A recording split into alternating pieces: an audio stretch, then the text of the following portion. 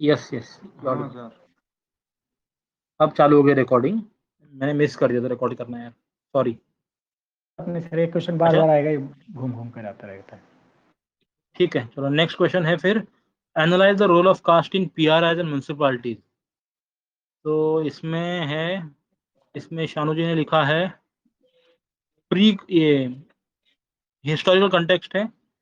रूसू, difference between natural and social inequality. Vedas, Puranas, Dharmashastras promoted caste distinctions. Pre colonial times में Louis Dumont, Indian caste system separates it from western civilization. ठीक है, criticised by Nicholas Dirk, who held caste as a product of colonial modernity। फिर post colonial times में India welfare state बनी, constitution ने reservation provide किया jobs and education में। 73rd 74th amendment act आए, SECC हो गया। Then Ambedkar and then Jaffrelot, then Rajni Kothari and then Andre Beteille. ठीक है, इनके व्यूज क्या है, किसी को याद आ रहा है क्या? किसी को बताओ तो बता दो क्विकली। एनडी बेटिली की ये वाला है सर, जो आप बोल रहे थे ना अभी कि वो रेड नहीं हो सकता casteism.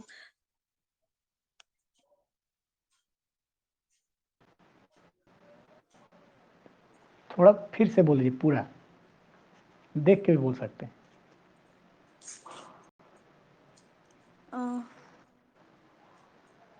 Sir, it is not understandable to how P. Nehru was thinking of getting rid of caste system without abolition of caste in constitution and making caste as a unit for public policy.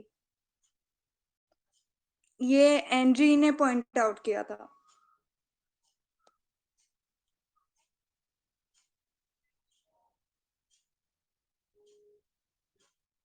मतलब जब तक abolish नहीं किया जाएगा caste system, तब मेरी आवाज आ रही है?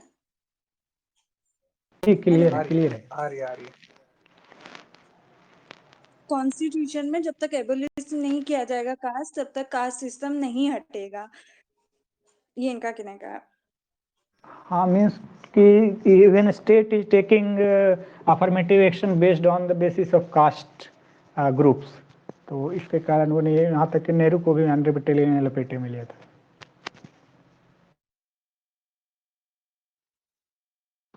आगे चलते हैं। Electoral reservations in local government has lowered the competence of candidates from majority caste, negatively impacting the delivery of public goods, while encouraging individualized public transfers to members of the politicians' own caste। के मुंशी, इसको समझ आया क्या है?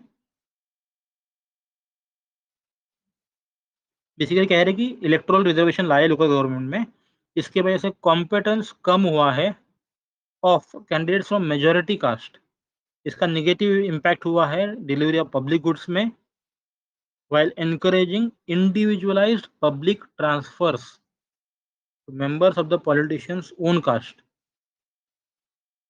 किसी को समझ आया तो बता दो भाई। कुछ हमारे जो नॉलेज है उसके हिसाब से ना कंट्राडिक्टरी मीनिंग आ रहा है, इसलिए कुछ क्लियर नहीं कर सकते कि क्या इसमें एग्जैक्ट लिखा हुआ है।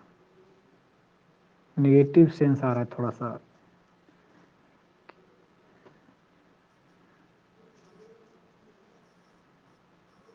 मुझे तो यही लग रहा है कि थोड़ा कंजर्वेटिव थॉट लग रहा है ये। हाँ वही वही।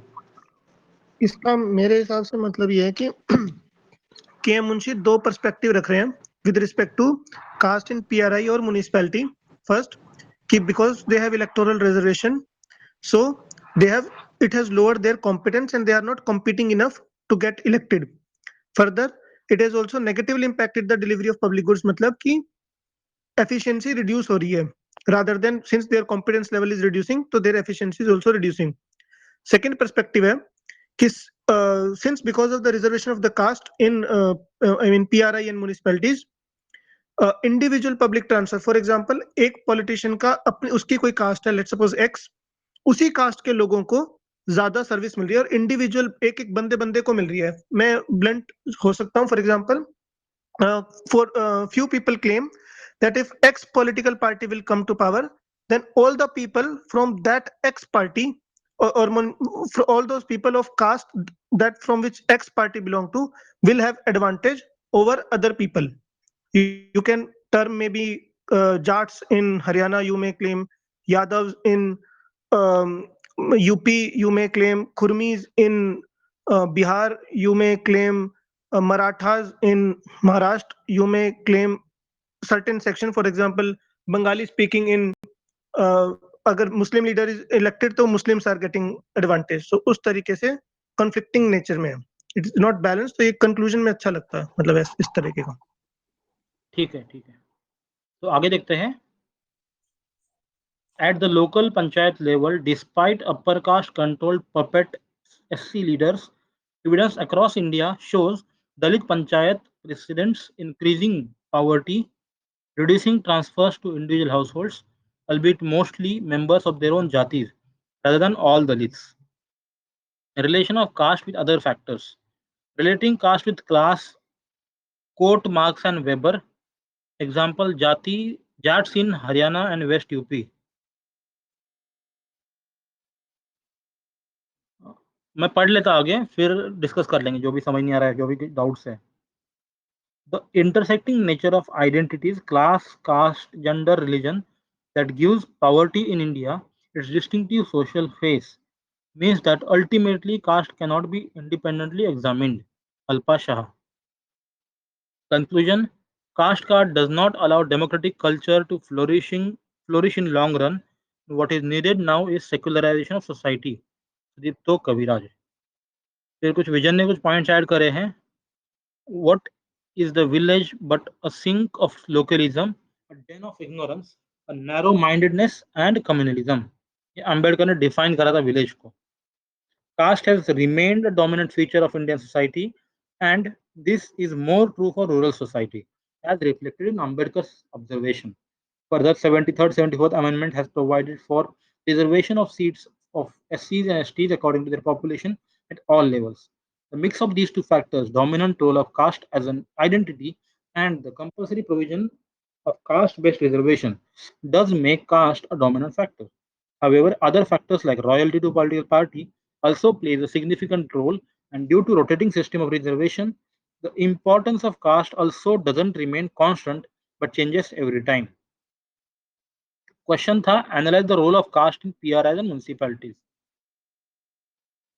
ठीक है, आप बता दो पॉइंट्स क्या क्या है, क्या लग रहा है.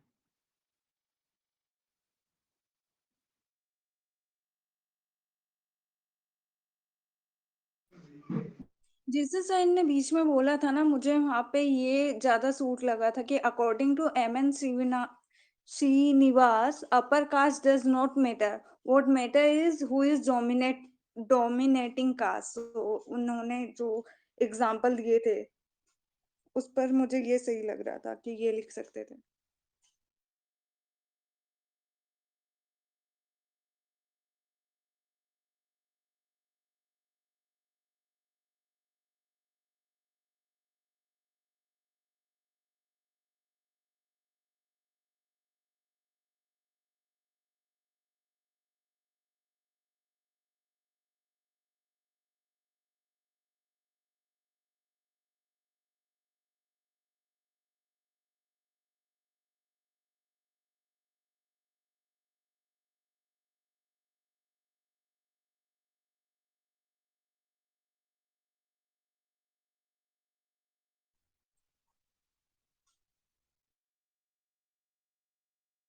Hello hello. मैं कह रहा हूँ इस क्वेश्चन में भी तो इंट्रोडक्शन में वही डाल सकते हैं ना अपन. यार ये आंसर थोड़ा जस्टिफाई कर रहा है क्या? आपको लग रहा है क्या रोल ऑफ कास्ट और म्युनिसिपैलिटी से? यार मुझे लग रहा है ना इन्होंने बस कॉपी पेस्ट करा है कुछ बस इधर उधर बस के वही लग रैंडम रहा है. पॉइंट्स. हाँ तो मतलब ठीक है, जस्टिफाई नहीं कर बट रहा आई है थिंक आंसर. नहीं आंसर मतलब लग ही नहीं रहा है. हाँ ना, वही. मतलब ठीक है, let's discuss it, no issue. Introduction तो हम वही लिखेंगे ना आई थिंक, कि caste from the mosaic of politics, जो जेफरी लॉर्ड का स्टेटमेंट है. And then casta word Portuguese से आया है. या फिर एक और लाइन है वो, Indians don't cast their vote but rather vote their caste. ये 2-3 लाइन लिख के हम डाल सकते हैं. And then we can give starting की 73rd 74th अमेंडमेंट एक्ट ने रिजर्वेशन इंट्रोड्यूस करे हैं एट ऑल 3 लेवल्स. वो सब कुछ थोड़ा बहुत बैकग्राउंड उसका, and then we can go on to analyse कि उसका क्या रोल रहा है। कुछ लोग बोलेंगे पॉजिटिव रोल रहा है, कुछ लोग बोलेंगे नेगेटिव रोल रहा है।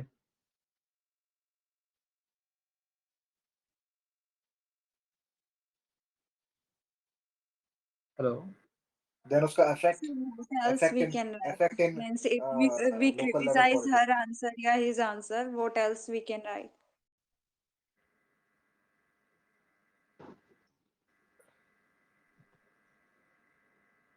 फिर आई थिंक एंड में जाके हम जो इस दोनों भी आंसर्स में एक पॉइंट कॉमन है कि कास्ट तो एक फैक्टर है, but apart from caste other factors are also there.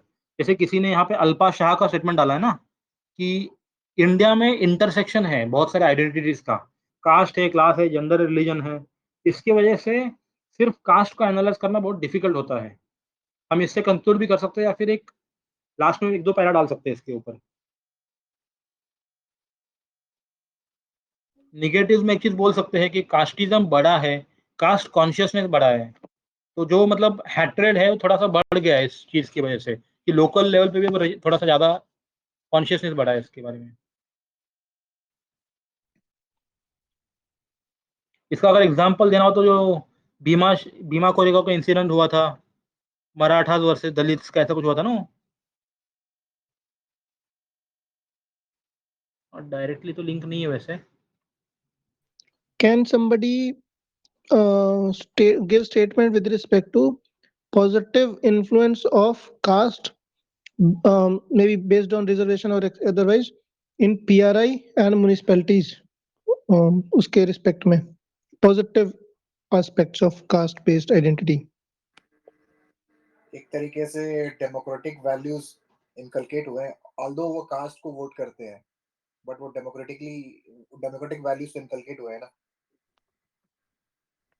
एक और बोल सकते हैं जो ह्यूमन राइट्स के बारे में अपन पढ़ते हैं ना कि अवेयरनेस बढ़ी है, मतलब कि खुद को जान रहे हैं कि भाई हमारे ये राइट्स है, हमें ये चाहिए, हम इसके लिए फाइट कर सकते हैं, हम ऐसा ऐसा कर सकते हैं। जो अवेयरनेस अबाउट ह्यूमन राइट्स या फिर खुद के राइट्स के बारे में। सिविक हाँ, कल्चर पर भी उन कह सकते राइट्स हैं। की वजह से तो उन राइट्स की वजह से पॉलिटिकल लीडर्स फायदा उठा लेते हैं ना।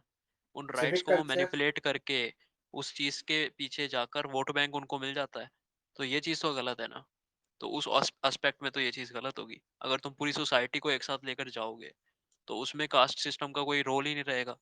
जब सारे ही तुम एक साथ समझोगे तो उसके अंदर कास्ट चाहे जोन सी भी हो फर्क थोड़ी पड़ता है।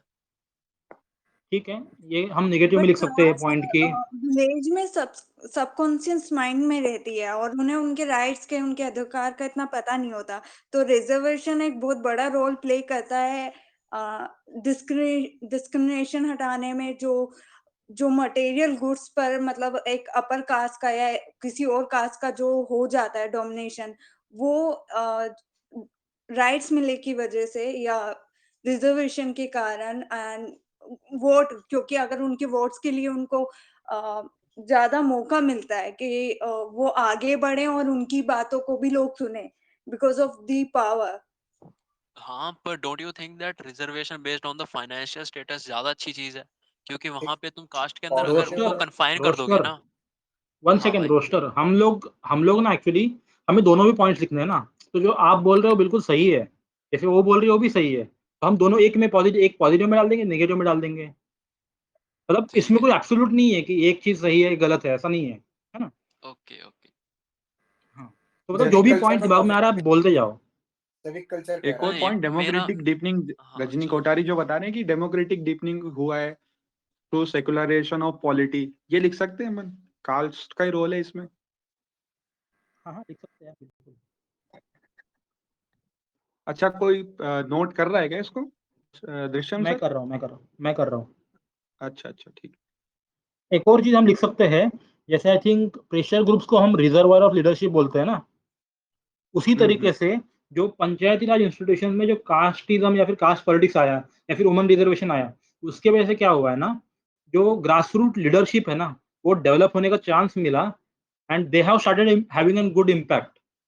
That is where I think किसी ने बोला है, सेकेंड ईआरसी ने या फिर सरकारिया ने या किसी ने बोला है कि जो पंचायती राज इंस्टीट्यूशंस है उनको एक मौका दो लेजिस्लेटिव काउंसिल बना के, परमानेंटली मेंबरशिप रहेगा उनका।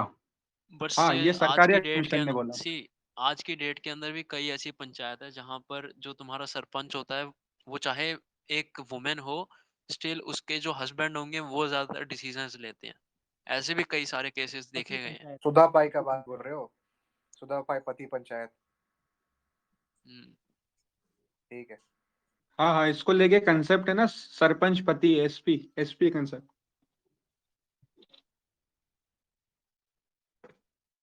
जो ये अभी इसको भी रोस्टर ने पॉइंट बताया ना, जो रोस्टर ने नेगेटिव्स में पॉइंट इसको बताया लिख ना, सकते हैं। बट वो कास्ट हाँ हाँ, के कॉन्टेक्स्ट में नहीं है ना, पति नहीं पंचायत। है, बोलता हूँ मैं, वो बोलता हूँ। देखो कास्ट के कंटेक्स में कैसा है पता है क्या, गांव में क्या हो रहा है आजकल, अब सरपंच बनना है, जो अभी 50 साल से कोई एक बंदा है जो डोमिनेंट कास्ट का है, वो सरपंच बनते आया है।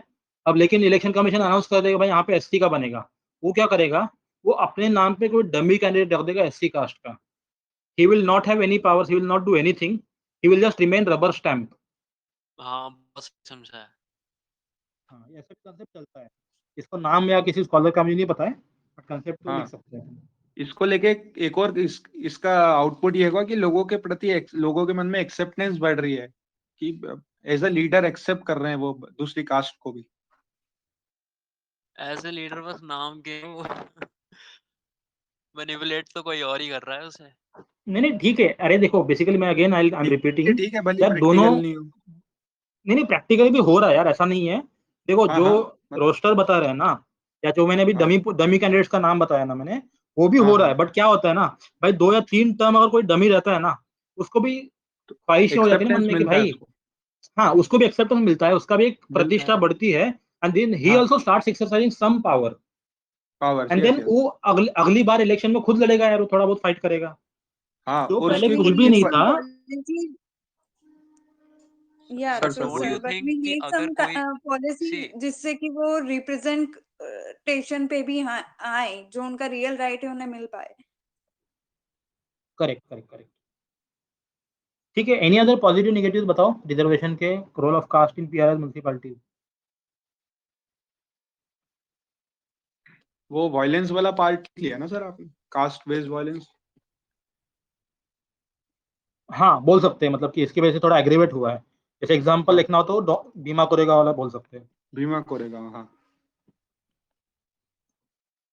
ठीक है, और बता दो।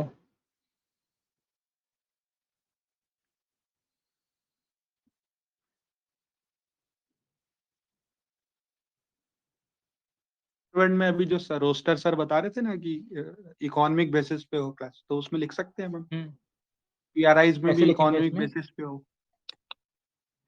कंक्लूजन अभी वे फॉरवर्ड लिख सकते हैं अपन डेफिनेटली।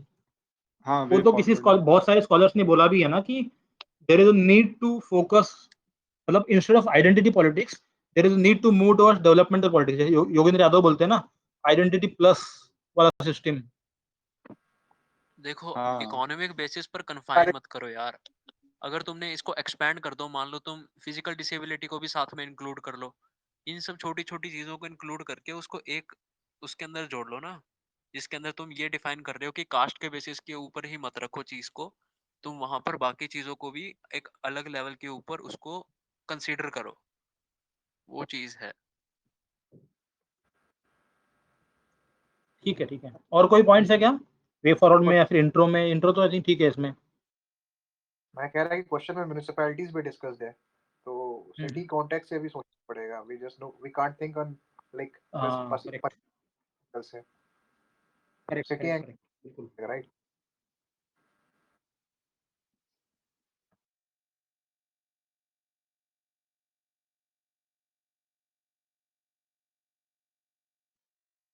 कॉन्टेक्स्ट में आई थिंक एक चीज बोल सकते हैं कि जो कॉस्मोपॉलिटन कल्चर आया है ना, उसके वजह से कास्ट काइंड ऑफ फैक्टर कम हो रहा है, अभी बहुत ज्यादा कम हो गया है। तो जो मेल्टिंग पॉट वाला मॉडल, ये सब कीवर्ड्स डाल सकते हैं अपन, कि जो मुंबई जैसे बड़े बड़े सिटीज है, वहां पे तो मतलब ठीक है, कास्ट इंटरमिंगलिंग हो ही रहा है काफी हद तक।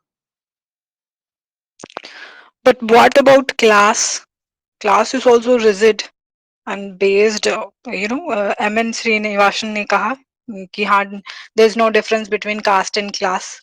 So class can also be included if we are talking about metro cities or whatever the But class municipality. also includes economic status, right? I mean, कोई अच्छी कास्ट का बंदा अगर गरीब है तो वहां पर तुम उसको क्लास के अंदर थोड़ी डिफाइन कर दोगे. Okay.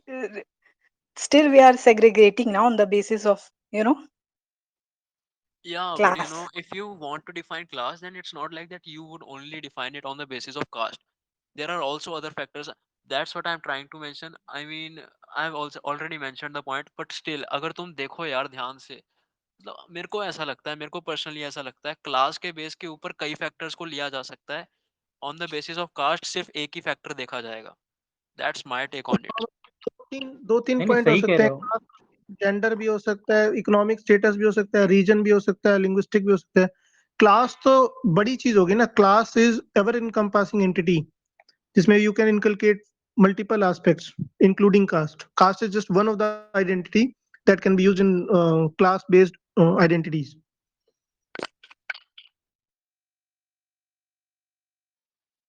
बड़े क्या अपन, आई थिंक मुझे लग रहा है ना ये क्वेश्चन थोड़ा नोट्स में भी नहीं है ये वाला क्वेश्चन, तो इसके ऊपर थोड़ा सा रिसर्च करके पॉइंट डालने पड़ेंगे. तो आई रिक्वेस्ट एवरीबडी कि इस क्वेश्चन को थोड़ा सा सर्च करें एंड देन ग्रुप में कुछ पॉइंट्स डाल देना बाद में. सर ठीक ये है. थोड़ा ग्रुप पर शेयर करेंगे क्या? एक्चुअली मुझे दिख भी नहीं जी रहा है जी.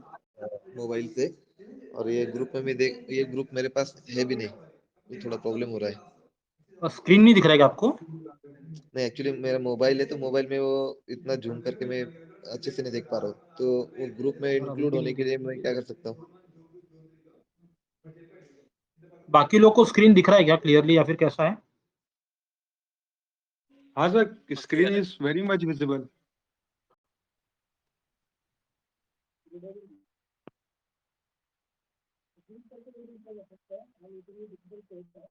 सर ना स्क्रीन पे डबल टैप कर लीजिए. आप स्क्रीन पे डबल टैप करोगे तो शायद आपको अच्छे से दिख पाएगा. मैं वो कर चुका हूँ, लेकिन अभी आप ये थोड़ा पॉइंट समराइज करके भी आप ग्रुप पे डाल रहे हो तो वो थोड़ा बेनिफिशियल होगा पढ़ने के लिए. यार एक्चुअली देखो ये बाद जो में ग्रुप है ना ये प्राइवेट ग्रुप है. इसमें मतलब अगर ऐड कर दूंगा मैं तो उसमें आपको आंसर्स कंपलसरी लिखने पड़ते हैं डेली बेसिस पे. अगर नहीं लिखोगे तो वैसे भी एक्सेस हट जाएगा. सो आंसर राइटिंग कंपलसरी यहाँ पे है. ओके, हाँ आंसर राइटिंग कंपलसरी है, मतलब डेली बेसिस पे 1 या 2 question you have to write an answer on that. कोई ठीक है. बात नहीं. तो if you want me to add you then I can add you, but फिर वो है कि भाई जो भी टॉपिक ऑफ द डे है उसके ऊपर तुम्हें लिखना पड़ेगा 1-2 क्वेश्चन आंसर्स. अभी तो इतना मैं इतना प्रिपेयर हूँ नहीं. Okay, no problem.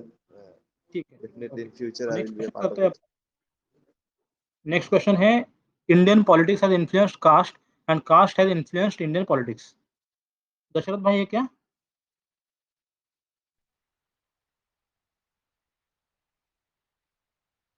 लीजिए सर नहीं एक बार क्विकली. नहीं. है लेकिन आवाज नहीं आ रहा उनका. You are not audible Dasharath ji. Am I audible now? हाँ अभी बेटर है. पढ़ लीजिए एक बार इसको. ठीक. P sorry. Politics has influence on caste. This means the caste going modernized. G.S. Ghurye tells a new kind of collective sentiment, caste patriotism. Current example में चंद्रशेखर आज़ाद का भीम आर्मी है. फिर एम.एन. श्रीनिवास बोलते हैं modern technology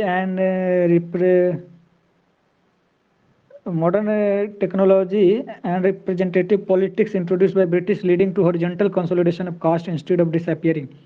At the same time, competition among different castes weakened vertical solidarity. Louis Dumont tells caste changed from structure to substance.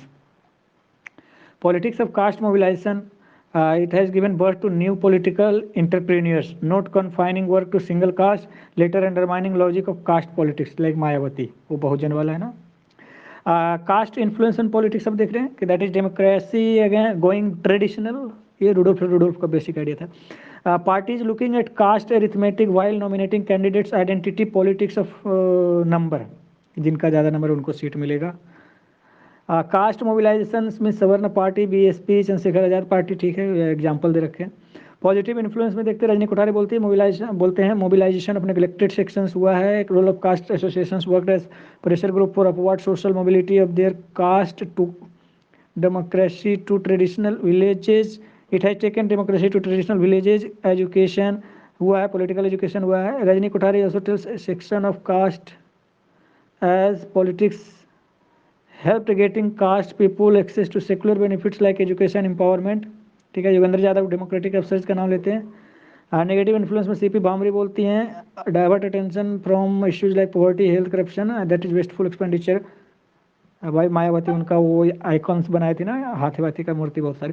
प्रताभानी Mehta बोलते हैं condemn tyranny of compulsory identity.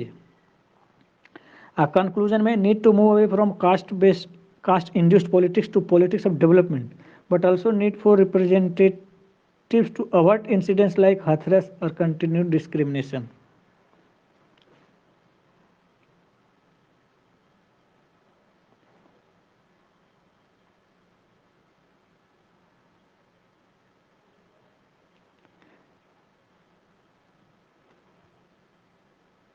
हो गया.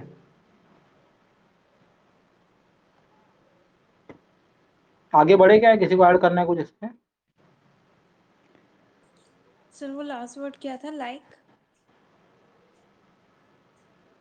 हाथरस. Like, अरे वो रेप केस नहीं हुआ था वो? ये सर. हाँ. ठीक है, नेक्स्ट क्वेश्चन है OBC politics in India comment. पढ़ लीजिए एक बार क्विकली, इसको भी हो ही गया काफी हद तक. हाँ, कास्ट, साक्षी लिखती हैं caste is an important factor that influences the working of politics in India. It is said that Indians do not cast their vote, rather they vote their caste. Rise of OBC politics in the mainstream political scenario against the backdrop of coalition era, Mandal Commission, VP Singh government, also known as OBCs. ये उनको लिखना भूल गए. Green revolution.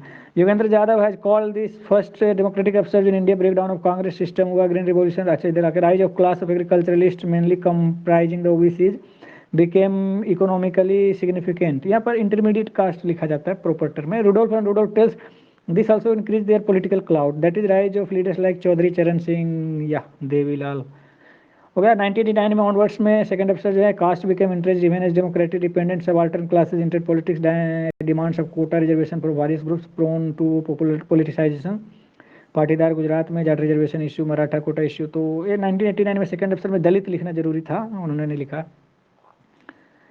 ठीक है, आगे 30 years on is it came over for Mandal politics in India. Indian express का article है ये. हाँ, ये पर आया था. Christopher Jeffel writes that rise of Hindutva politics and contradiction within OBC spectrum have exhausted the silent political revolution but the unfulfilled promise of job quota. जो भी है वो चलता रहेगा. तो यही है कि जो हिंदुत्व पॉलिटिक्स और ओबीसी के अंदर में जो कॉन्ट्राडिक्शंस है वो एग्जॉस्ट हो गया. इसको साइलेंट पॉलिटिकल रिवॉल्यूशन भी बोलते थे. तो ठीक है, अब उसके कारण सब कैटेगराइजेशन का इश्यू, सोशो इकोनॉमिक कास्ट में घुस गए सब लोग. OBC politics in India. ठीक है, एक caste is present at subconscious level, it forms the bedrock mosaic of Indian society. Christopher Jaffrelot है. एम एन श्रीनिवास भी बोलते हैं कि ये यूनिटी एक्शन सोशल, क्या बोलते हैं, ये यूनिट ऑफ सोशल एक्शन है, ये रहेगा ही रहेगा. इन recent times OBCs have dominated into caste politics. आवाज वॉइस ब्रेक हो रहा है क्या? मेरा ब्रेक हो रहा है. बाकी लोग बताओ. क्लियर आ रहा है. नहीं सर, क्लियर है, आवाज क्लियर है. अच्छा आ रहा है. कंटिन्यू. हाँ ठीक है. एम एन श्रीनिवास बोलते थे कि यूनिट ऑफ सोशल एक्शन है, it has to be there, it will be there. Sorry. In recent times OBCs have dominated into caste politics in India. In the words of Satish Deshpande, caste politics in OBC politics, Patidar, Patels in Gujarat, Gujjar in Rajasthan, Yadav in UP, Bihar, etc. have resurfaced for political benefit. M. Srinivas termed the phenomenon as vengeance of dominant caste in Indian politics. It is due to rise in economic clout, social cohesion, and numerical majority try hard increase their influence. Try to have increased their influence. Now they are not just but act as engine for multiple political parties. Okay. However, with emergence of subcategorization of OBC caste by Rohini Commission, their influence is questioned. Also, since they are divided internally, did to unequal growth. Rudolph and Rudolph, their influence on electoral politics in dividing among multiple parties. ठीक है, but रहा है, सबकैटेगराइजेशन आ रहा है. Moreover, provision of free breeze to all marginalise like free electricity water Delhi में, और provision of women support in terms of travel, financial support, education and health has modified Indian politics. तो उसके साथ ही इन्होंने ये फैक्टर भी रिवाइज कर डाला है, ये कास्ट बेस नहीं है, ऐसे दिया उन्होंने। Thus we can conclude that Indian politics is a game of swinging rope, self created word, please check authenticity. Which, अच्छा खुद ही इन्होंने लिखा है, okay okay okay. Game of swinging rope which is continuously evolving in nature. Can add as how EWS as a reservation shrinks 50% open quota, para politics of state Bihar deciding for own caste। हाँ, ये कल ही परसों आया था newspaper में, caste census, Telangana demanding for national OBC enumeration. Last time politics से मतलब क्या होता है? जब वो स्टेट मतलब पॉलिटिक्स तो उसको पैरापॉलिटिक्स बोलते हैं। जैसे पैराडिप्लोमेसी जब डील में इफेक्ट करेंगे डिप्लोमेसी को। प्लीज आप आवाज कट रही है बहुत। बिल्कुल बिल्कुल आवाज नहीं आ रहा है। ओके, अब आ रहा है? जी हाँ जी आ रहा Yes, है। sir. हाँ, ये पारा पॉलिटिक्स है या पारा डिप्लोमेसी से समझ लीजिए। Para diplomacy when state takes part in decision making और with respect to foreign policy. तो para diplomacy West Bengal with respect to Bangladesh, Tamil Nadu, Sri Lanka वाला। तो वही पारा पॉलिटिक्स ऑफ स्टेट बिहार है कि बिहार टेकिंग एज मतलब as a state unit action लेने लगता है और वो नेशनल डिस्कोर्स को शेप करने की कोशिश करता है। तो पारा डिप्लोमेसी, पारा स्टेट पॉलिटिक्स हो गया ये। नेक्स्ट क्वेश्चन करेगा, आई थिंक इसमें काफी हो गया है।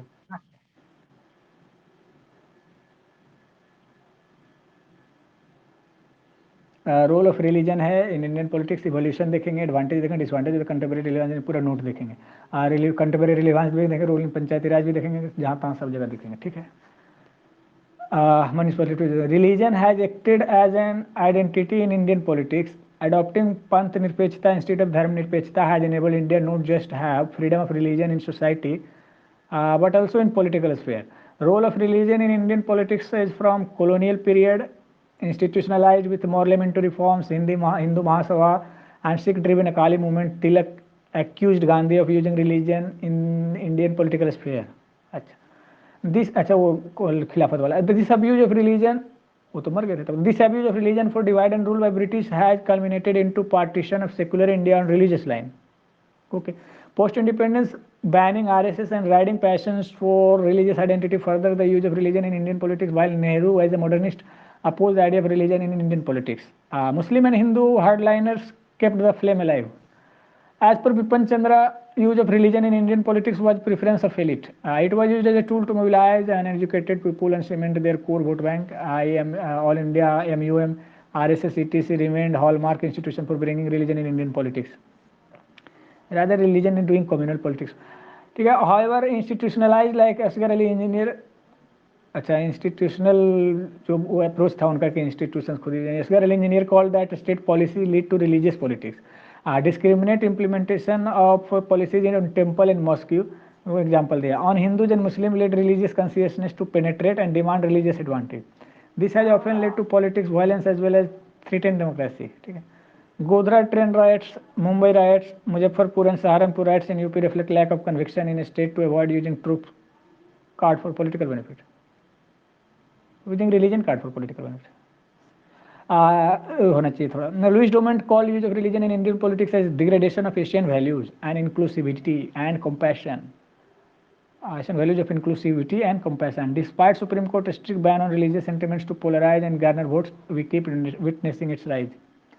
Thus, as reflected in Constitution, India needs judicious and scientific interpretation of religion to evolve into welfare and modern state. अच्छा, ये तो कुछ ज़्यादा मिसइंटरप्रेटेड कंक्लूजन मुझे लग रहा है।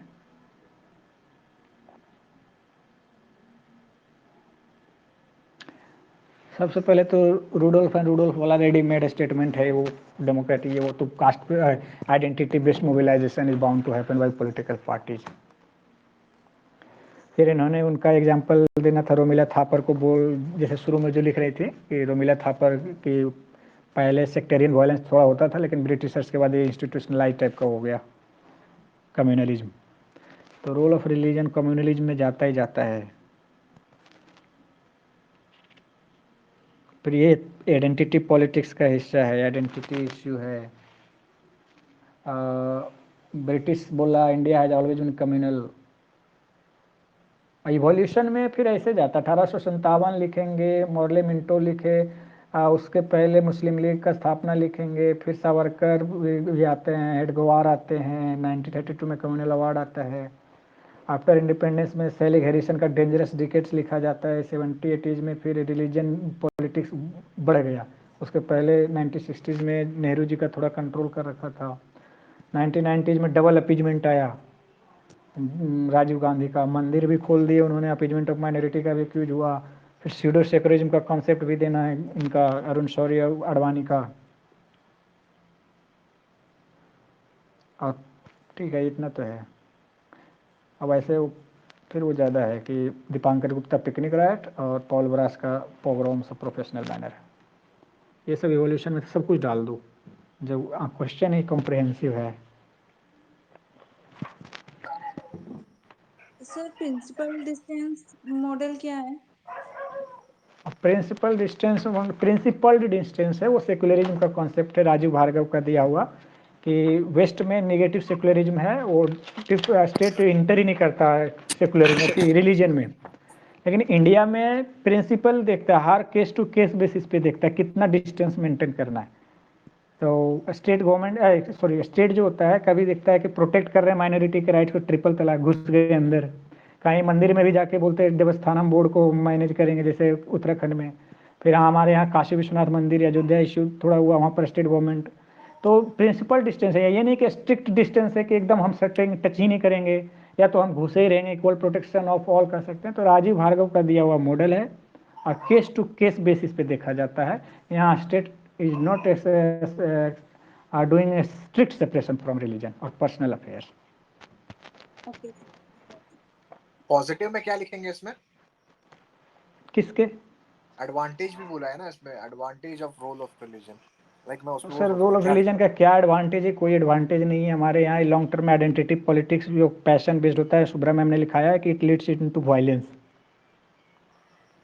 और पॉजिटिव में ये तो नहीं कहीं लिखा है इसका पॉजिटिव, कास्ट का तो पॉजिटिव बहुत सारा आता है, इसका पॉजिटिव किन्होंने ज़्यादा बोला नहीं है। इसमें सोचना पड़ेगा खुद से आई गेस। अब मुझे नहीं लगता एडवांटेज पूछेंगे, क्योंकि इसका एडवांटेज क्या ही हो सकता है, मुझे तो नहीं लगता पूछेंगे। थोड़ा यहाँ क्वेश्चन ऐसा था, रिलेवेंस में भी अपने को किसी को कोट करना पड़ेगा। हाँ कंटेम्प्रेरी रिलेवेंस में रेडीमेड है रुडोल्फ का कि पॉलिटिक्स में तो हमेशा रिलेवेंट रहेगा, और दूसरी बात है कि पॉलिटिकल पार्टीज खुद से रिलेवेंट रखेगा, उसको फैन करता रहेगा, कम्युनल फोर्सेज इसको यूज करते रहेंगे पॉलिटिकल। और फिर ये किन्होंने बोला ना कि आइडेंटिटी पॉलिसी एथनिक पॉलिटिक्स क्या है, तो ये पॉलिटिकल पार्टीज के लिए मोबिलाइजेशन का एजेंडा है, एलिट्स का ये अप्रोच है, तो वो करते रहेंगे। और दूसरी बात है सैफर राइज ऑफ सैफरन वेव, क्या बोलते थे थॉमस ब्लोम हैंसन, तो वो अभी भी द है। सैफरन वेव बुक थी ना। हाँ political mobilisation based on identity of religion will be there by political parties and ठीक है, तो चलता रहे, relevance is will always there in modern traditional society. इसके एग्जांपल में अभी गुड़गांव वाला केस मोस्ट रिसेंट, उसको कैसे लिखेंगे? Discrimination on base of on the basis of religion. ऐसे कैसे कह सकते हैं हम लोग? State lead, not state lead discrimination but वही यदि कोई स्कॉलर सर कोई बोलते हैं ना तो फिर हम लोग लिख सकते हैं, अदरवाइज खुद से लिखेंगे ना डेंजरस हो जाएगा। एक तो ऊपर से ऐसा इश्यू है जो खुद ही इश्यू भी सेटल नहीं हुआ अभी ट्रेंड कहाँ से बनेगा? ये हो जाता है playing with fire, religion caste base, यदि अनसेटल्ड इश्यू को एग्जांपल में कहीं फिट करना चाहे हम लोग खुद से, तो सर रियल लाइफ में तो हम चाहते भी नहीं है कि ये सब डिस्क्रिमिनेशन ना हो, ये सब ना हो, सब डेवलपमेंट में ध्यान दें, बट आंसर के अकॉर्डिंग और रियलिस्टिक होना पड़ रहा है, आइडियलिस्टिक होना पड़ रहा है राइडर। आइडियलिस्टिक हो रहा है। या तो ठीक है, कॉन्स्टिट्यूशनल वैल्यूज यदि हम लोग इनकलकेट करते तो ये वो अच्छी बात है कि at least we should be the saviour of our democracy constitutional spirit otherwise सब तो वैसे कर ही रहे। इसने फ्रेंड फिलोसफर एंड गाइड का कॉन्सेप्ट दिया था कम्युनिटी डेवलपमेंट प्रोग्राम में जवाहरलाल नेहरू ने। उन्होंने ब्यूरोक्रेसी पे ट्रस्ट किया, लेकिन लोअर ब्यूरोक्रेसी ने धोखा दे दिया उनको। तो हम लोग नहीं देंगे, तो ब्यूरोक्रेसी पे ट्रस्ट रहेगा, फिर मोदी जी नहीं बोलेंगे कि सब कुछ यही करते हैं।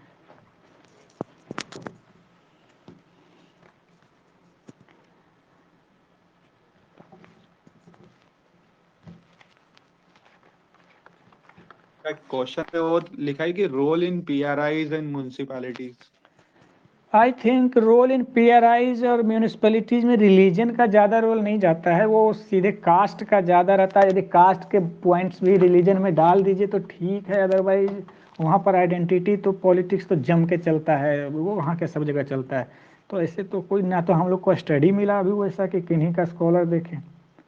तो जो पंचायत में आप देख सकते हैं कास्ट बेसिस पे, वही है रिलीजन पे जोड़ दीजिए।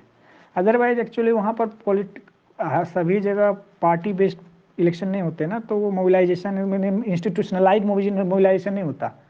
वो 5 गांव 10 गांव का मिला हुआ विलेजेस का है, तो वहीं पर आपस में देख लेते हैं, दोनों खुद ही बटे रहते हैं। तो आई थिंक ये क्वेश्चन थोड़ा सा खिंचा हुआ है।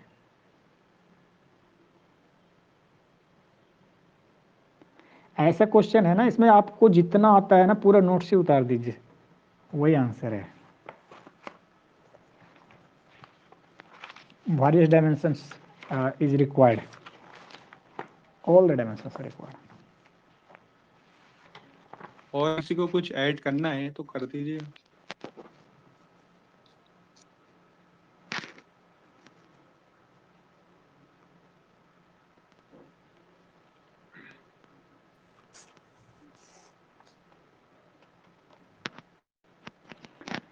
जैसे एक दीपांकर गुप्ता लिखते थे ना कि ethnic mobilisation is less of popular person and more creation of vested interest, तो वही दीपांकर गुप्ता वाला है। तो इसको कौन जिंदा रखता है ये कास्ट?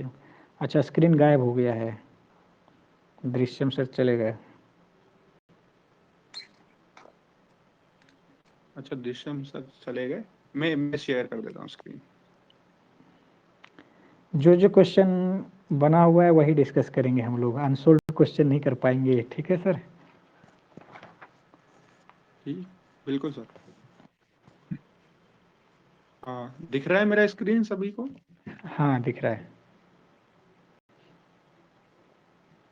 ठीक है, तो अपन डिस्कस कर रहे थे role of religion in Indian politics. अच्छा, अभी और इसमें रोल इसको रोल ऑफ म्युनिसिपैलिटीज हो गया। एडवांटेजेस है, ज्यादा है नहीं, डिसएडवांटेजेस देख लिए अपन। नेक्स्ट एक और आंसर लिखा हुआ है, रोमिला था पर। अच्छा, ये मैंने ही बोला था। ओके ये अभी जो आपने बोला। जी जी ठीक है, इसको कंक्लूड करें।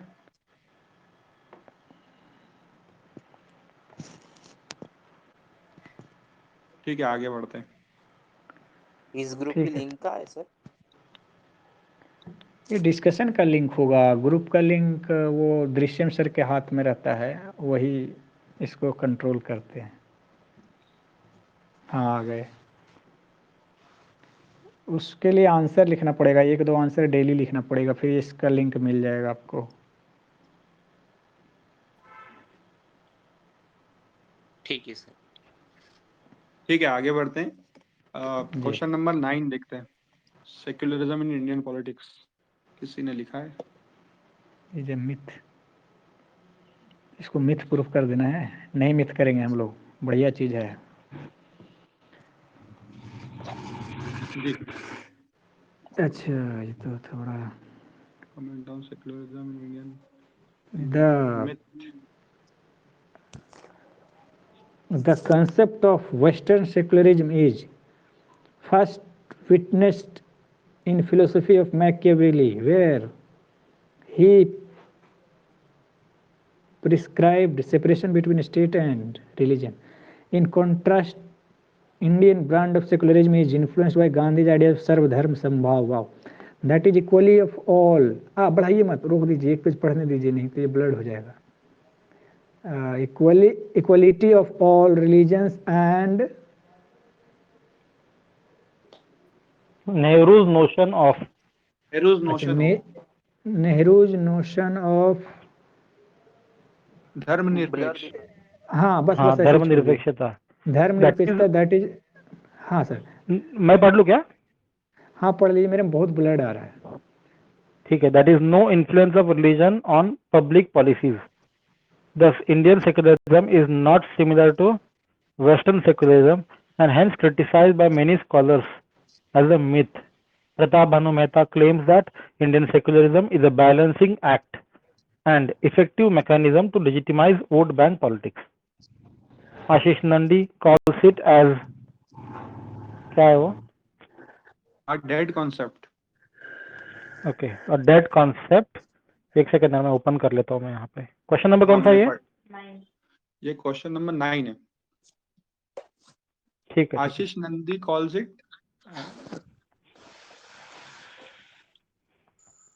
a dead concept and imported from the West. Arun Shourie calls this model as pseudo-secular. Am I audible, right? yes. This mode of secularism consists of vagueness and ambiguity, thus criticized as a myth.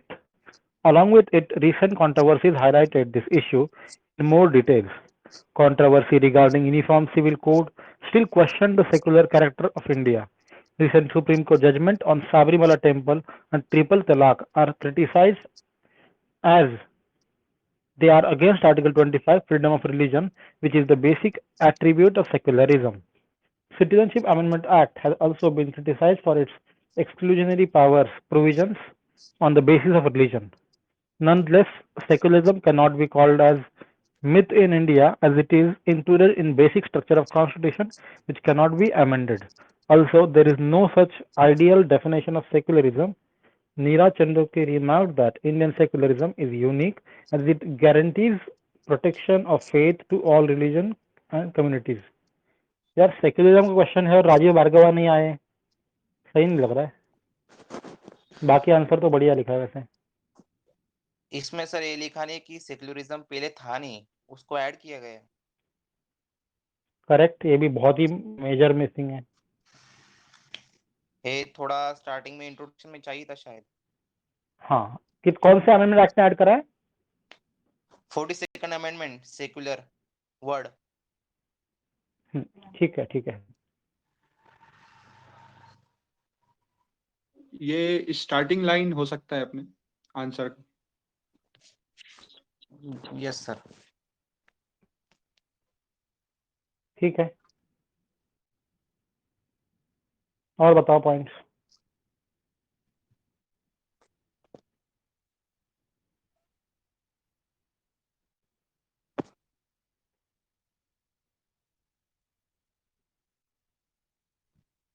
वही principal distance model उसको add कर सकते हैं keyword. Rajiv Bhargavan.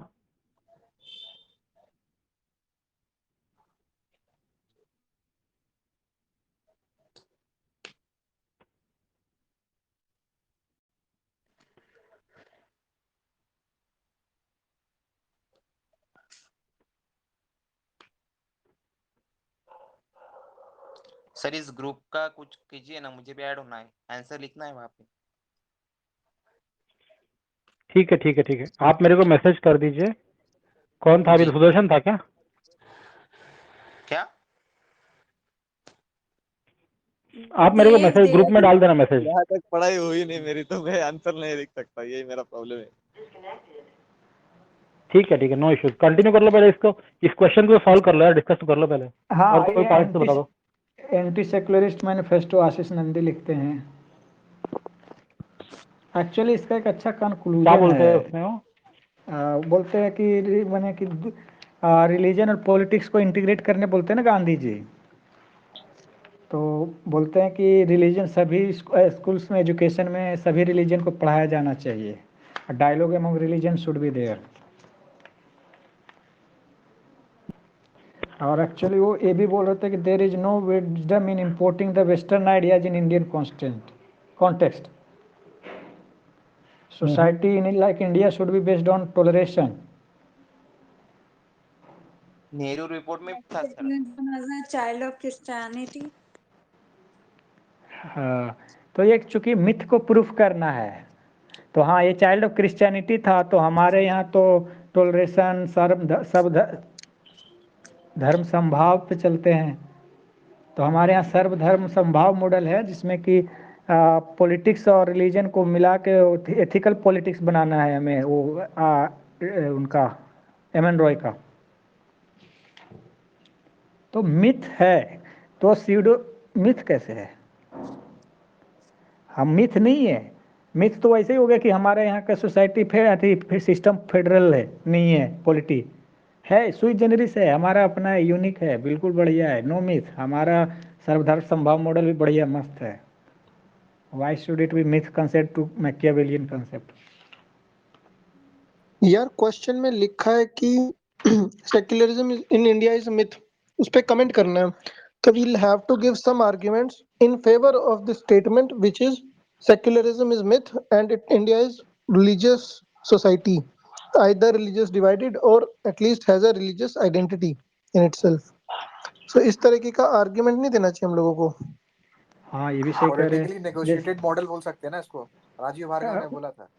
हाँ वो तो सही है, तो हमें पहले ये प्रूफ करना पड़ेगा कि मिथ नहीं, है, तो फिर वहां लास्ट से में प्रूफ कर दे, फिर लास्ट में प्रूफ करेंगे कि ये मिथ नहीं है।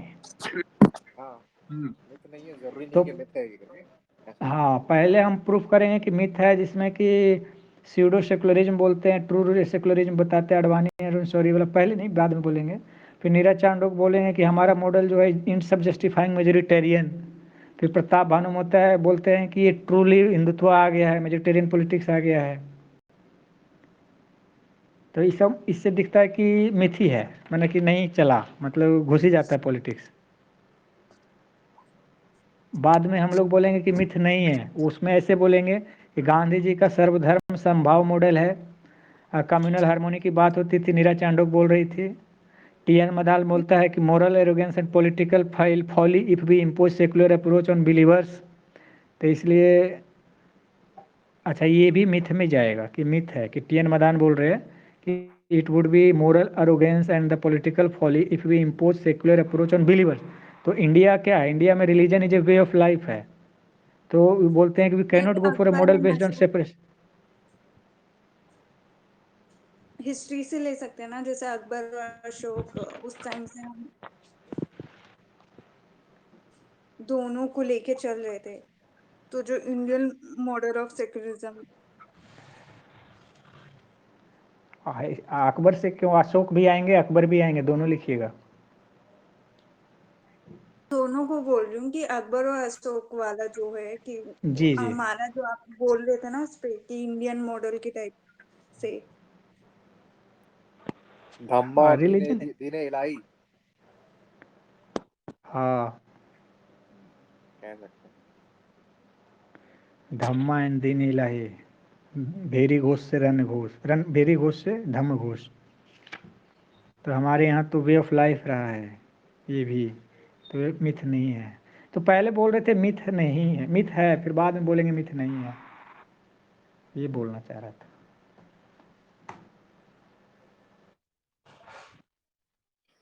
मोज़ैक मॉडल भी डाल सकते हैं क्या इसको, मिथ नहीं है करके? हाँ बिल्कुल डाल सकते, लगता है मोज़ैक में salad bowl, unity without uniformity. पर सही ये सही सही अप्रोच रहती है कि पहले आप बोलोगे कि मिथ नहीं है, फिर है, मतलब है, फिर है, कहेंगे नहीं है, तो कहीं ना कहीं हम हाँ कंफ्यूज हो अरे रहे हैं, ऐसा तो नहीं लगेगा आंसर राइट में। नहीं बेसिकली देखो क्या अप्रोच होना चाहिए इसमें। पहले तो यार सेक्युलरिज्म को डिफाइन करो एंड बोलो कि मॉडर्न कंसेप्ट है, यूरोपियन कंसेप्ट है, चाइल्ड ऑफ क्रिश्चियनिटी है। फिर बोलो कि हावेवर जो इंडियन मॉडल है उसके बारे में बहुत सारा डिबेट है। कई स्कॉलर्स बोलते हैं कि भाई इंडियन सेक्युलरिज्म है ही नहीं, वो it is kind of religion, मतलब वो हिडन एजेंडा है काइंड ऑफ स्कॉलर्स का। तो बोल देंगे कि भाई मिथ है, ऐसा बहुत सारे लोग बोलते हैं, स्पेशली उसमें वेस्टर्न क्रिटिसिज्म है इस पे इंडिया को। फिर एंड में हम बोलेंगे भाई ऐसा कुछ नहीं है, ये सेक्युलरिज्म है बट सुई जनरिस है, अलग तरीके का है। फिर उसमें अपन जो अशोका वाला या फिर जो ये सब जस्टिफिकेशन देंगे कि भाई कैसे नहीं है, how it is adopted in different manner, and conclude realist कर एंगल देंगे से कि बोल भाई सकते हैं उसको, रियलिस्ट एंगल से, मतलब कैसे? सेक्युलरिज्म मींस है ना, means to get political power हुआ ना, रियलिस्ट एंगल से बोल रहा हूँ मैं उसको कि even Kautilya also said that, है ना, कि religion should B an instrument करके, अगर मिथ में बोलना है तो रेलेवेंस के हिसाब हाँ से बोल सकते हैं, करेक्ट बोल सकते हैं। हाँ रियलिस्ट एंगल से हो मतलब सकता है। इसको मतलब हम ऐसा बोल देंगे कि western scholars have criticised Indian model of secularism as just a means for religion based mobilisation, या फिर रिलीजन बेस्ड अपीजमेंट, या फिर पावर सीकिंग। या फिर हम ऐसे भी बोल सकते हैं, मतलब कंटेक्चुअल अप्रोच पे जा सकते हैं। जैसे कि ये जो वेस्टर्न स्कॉलर यहाँ पे क्रिटिसाइज कर रहे हैं, तो उनका कंसेप्शन अलग है, क्योंकि उनका कंसेप्शन रिलीजियस इंटरफेरेंस नहीं होना चाहिए स्टेट में, इसलिए उनका कंसेप्शन सेक्युलरिज्म का है। लेकिन अपना जो इंडिया का कंसेप्शन है सेक्युलराइजेशन का, it is not for religious interference और that, it is for unity of India actually. या that's what I am telling कि ये प्रूफ होगा कि मिथ नहीं है इंडिया में। हमारा मॉडल सुई जेनरिस है, यूनिक कंडीशन में पॉलिटिकली नेगोशिएटेड है, हमारे लिए सूट करता है, इसलिए this is not a myth, this is quite workable idea and is working. ये कंक्लूजन में 3-4 पॉइंट डालेंगे ना, सर्वधर्म संभाववादी लिख के। आई थिंक इस पे बहुत ज्यादा डिस्कशन हो चुका है, वी शुड मूव ऑन। वही हम लिख सकते हैं, पहले से टॉलरेशन का मॉडल है हमारा, सही है। हाँ हाँ ठीक है चलो ओके, नेक्स्ट क्वेश्चन देख लो। कंक्लूड करते हैं इसको।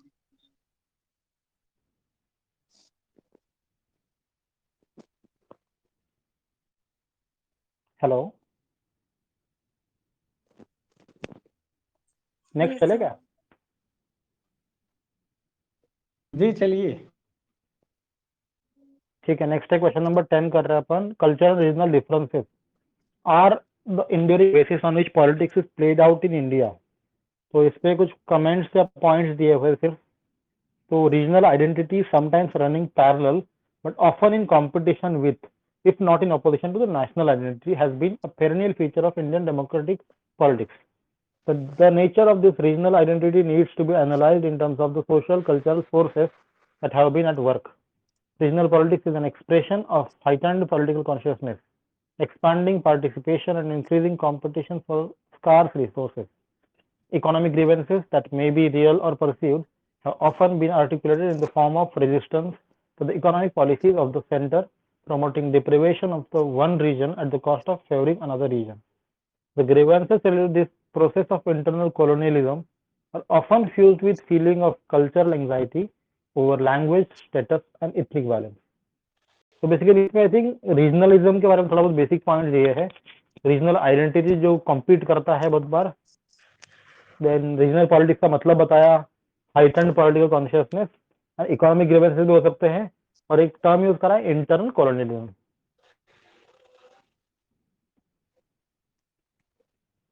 आई think this question belongs to scholarly term है क्या? रीजनलिज्म लग रहा है। कौन सा वाला? ये इंटरनल कॉलोनाइजेशन। हाँ लग रहा है ना, वैसे स्कॉलरली होगा, मतलब किसने बोला है पता देखता हूँ नहीं मैं यार। किसने लिखा। हाँ बट आई थिंक ये क्वेश्चन यहाँ पे रिलेवेंट नहीं लग रहा है, ये रीजनलिज्म का क्वेश्चन लग रहा है ज्यादा। What do you guys think?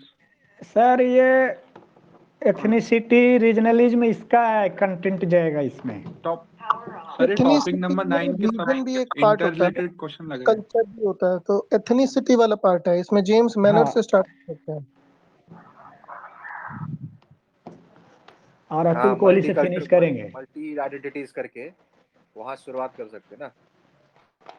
Exactly और रुडोल्फ का modernisation of tradition, tradition of modernisation से कहेंगे। अतुल कोहली के डेमोक्रेसी से फिनिश करेंगे कि democracy both as cause as well as panacea. Sarkaria भी ये बोलता है पीआरआई स्ट्रेंथ, ग्राम स्वराज सब मजा आ रहा है, ऐसे करना है।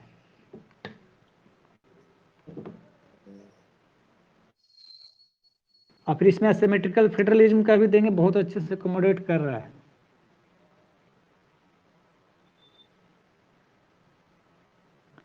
लेकिन मेन बॉडी में ये जाएगा कि कैसे वो बेसिस रहा है। तो राइट फ्रॉम इंडिपेंडेंस हम बता सकते हैं, प्री इंडिपेंडेंस से बता सकते हैं। क्वेश्चन इसमें रीजनलिज्म के कारण बार्गेनिंग फेडरलिज्म वाला पॉइंट भी ऐड कर सकते हैं। अभी नहीं, पहले तो ये प्रूफ करना है कि कैसे कल्चरल डिफरेंसेज और रीजनल डिफरेंसेज इंड्यूरिंग बेसिस देता है। तो पॉलिटिक्स प्लेट करेगा, तो पॉलिटिकल पार्टी इसको मोबिलाइजेशन का एक बेस बनाते हैं। कल्चर जैसे मराठी कल्चर है, नॉर्थ ईस्ट का कल्चर है, साउथ इंडियन कल्चर है, नॉर्थ इंडिया का कल्चर है, ये as a base of political mobilisation है। मराठी मानुष हुआ, जैसे कि ऐसे होता है ना, बंगाली आउटसाइडर्स त्रिपुरा में होता है, असम में होता है। फिर रीजनल डिफरेंसेस तो देना ही देना है, साउथ इंडिया, नॉर्थ ईस्ट में सारे हैं, इंट्रा स्टेट में भी रीजनल डिफरेंसेज है। So these are the basis of political mobilisation. Scholars में जाएंगे, I think it is fall scholars back में जाएंगे, ओ क्या बोल लीजिए।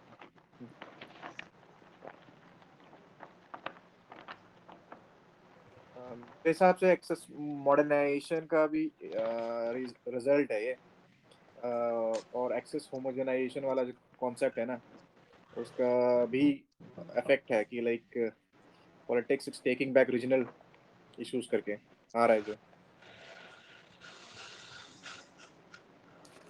हाँ फिर ये भी लिखेंगे, सर इस लाइन दीपांकर का गुप्ता नहीं बोलते हैं बताएंगे? मोबिलाइजेशन। सर मुझे बीच में कुछ डाउट, आज मैंने ये पढ़ा था टॉपिक, तो डाउट से मेरे पास साथ में पूछ सकती हूँ? पूछ लीजिए। इथेनिक मैपिंग रिस्पॉन्सिबल फॉर इथेनिसिटी, मुझे समझ में नहीं आया था। अच्छा मैंने एथनिक मैपिंग शायद मीन्स हुआ। हाँ सर, हो गया क्लियर? सर इज फिर इट भी स्टिल एक और बार डाउट?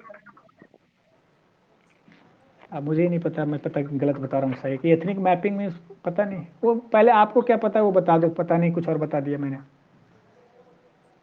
शायद ग्रुप में किसी ने डाला था, मैं पढ़ नहीं पाई डिस्कशन को।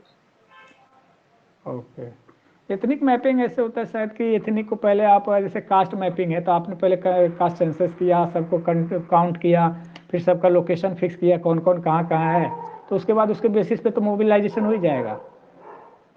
सबको पता चला गया कि कौन सा डोमिनेंट है, कौन सा न्यूमेरिकली ज़्यादा बड़ा है, तो उसके बाद जो मैपिंग हो जाता है उसके बाद वो मोबिलाइजेशन का एक फैक्टर बन जाता है, और पॉलिटिकल पार्टी और एलिट्स जो हैं तो उसको मोबिलाइज करने में लग जाते हैं फॉर देयर वेस्टेड इंटरेस्ट। अच्छा एक चीज मुझे लग रहा है ना, इस क्वेश्चन में जो कोर क्रक्स है ना, वो शायद वही है जो politics is played on cultural and regional differences. तो इंट्रो में हम इथनिसिटी को डिफाइन कर सकते हैं। किसने करा वो? हरोविट्स ने कराया ना शायद। ग्राहम समनर ने बोला फोक वेज में race will always be mixed up with identity. नहीं, ये कुछ और था, आपने सही बोला है। नहीं, इथनिसिटी का डेफिनेशन शायद हॉरोविट्स ने दिया है, जिसमें वो कुछ तो बहुत ही अच्छा डेफिनेशन दिया है, मतलब कि it is a ethnicity is a sense of collective belonging based on common language, history, culture, race and religion. And जब इथनिसिटी और स्टेट मिलते हैं तब नेशन बनता है।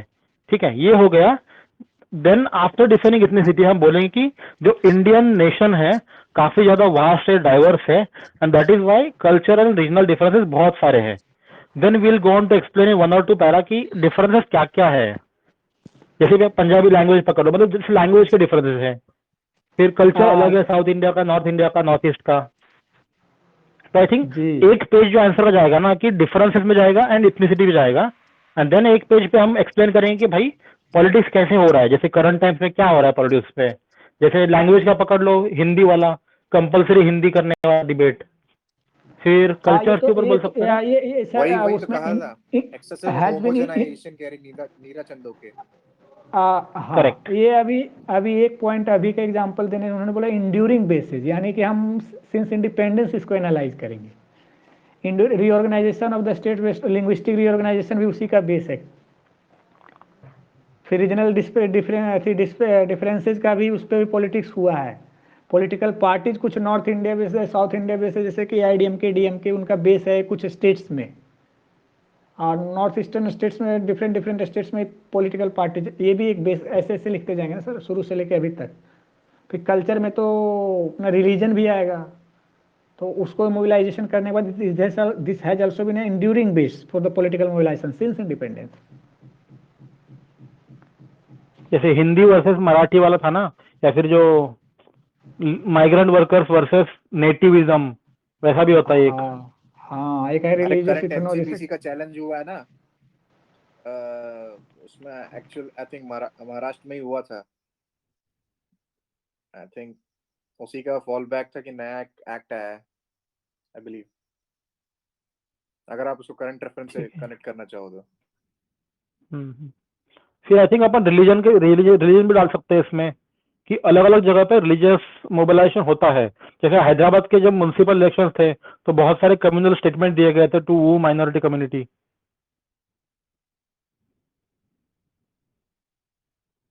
हेलो, सर क्लियर है सर, सही बोल रहे हैं आप।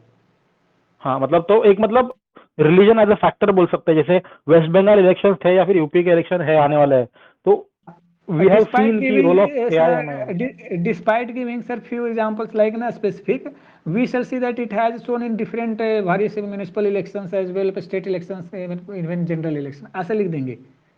अदरवाइज ऐसा लगता है कि स्पेसिफिक एग्जांपल देना ज्यादा रेलेवेंट लगता है क्योंकि इट शोज कि you are giving something specific which has recently happened. थोड़ा रिलीजियस के मामले में थोड़ा ही गड़बड़ा जाता है, मुझे ऐसा लगता है। बाकी सही भी हो, बात तो सही है आपकी, लेकिन थोड़ा ठीक है। नहीं, हम किसी पार्टी का नाम नहीं लेंगे ना, जनरली हम किसी लीडर का नाम नहीं लेंगे उसमें। जनरल तो है ही ना, मतलब कि भाई माइनॉरिटी कम्युनिटी लिख रहे हैं हम, किसी रिलीजन का भी नाम लिख रहे हैं उसमें भी। वो तो हर जगह हो रहा है ना, मेजोरिटीरिज्म भी हो रहा है यार। हाँ मतलब हाँ, ऐसे तो लिख ही सकते हैं। हाँ, फिर कास्ट वाला भी अपन लिख सकते हैं रिसेंट टाइम्स में कोई एग्जांपल, जैसे मराठा का पकड़ लो एजुटेशन जो रिजर्वेशन का, या फिर जो ओबीसी का रिसेंट अभी चल रहा है सब कैटेगराइजेशन, या फिर जो भी मतलब इस क्वेश्चन का तो आई थिंक मुझे बस क्रक्स यही लग रहा है कि जितना भी तुमको पता है इथनिसिटी की आइडेंटिटी, उन सबके बताओ, उस सबके एग्जाम्पल दे दे के वन बाय वन बता दो कि इस तरीके से इंडिया में ऐसे ऐसे पॉलिटिक्स हो रहा है। Exactly sir, since and then I independence think, देते जाना। हाँ सिंस इंडिपेंडेंस ऐसा हो रहा है, then I think concluding para या फिर कंक्लूडिंग एक पेज हम पूरा लिख सकते हैं कि ठीक है, आइडेंटिटी पॉलिटिक्स तो एक हो ही रहा है, but in recent times we see a phenomenon called as identity plus politics, जिसमें we are like aware citizen जो है ना, सिविक रिस्पॉन्सिबिलिटी वगैरह ज्यादा बढ़ रही है, मिडिल क्लास ज्यादा इमर्ज हो रहा है, तो other factors such as economy, development, electricity, school, ये सब पे भी ज्यादा भी फोकस होने लगा है। And these days people are having different demands, along with these different demands आ रहे हैं अभी। तो ये कंक्लूडिंग सही लग रहा है कि हाँ, और जोगेंद्र यादव का आइडेंटिटी प्लस, तो वो भी आइडेंटिटी, जैसे BJP is becoming new road with party, मैंने सभी प्रकार, सभी region wise, culture wise, religion wise, caste basis पे थोड़ा नेशनलिस्टिक एजेंडा की तरफ मुड़ रहे हैं और डेवलपमेंट ओरिएंटेड की तरफ। करेक्ट, नेशनलिज्म एक काफी ज्यादा इंपॉर्टेंट पॉइंट उभर का है जी। कोई नीरज चंडोके का आर्ग्यूमेंट क्या है वो बता सकते हैं क्या? एक्सेसिव होमोजेनाइजेशन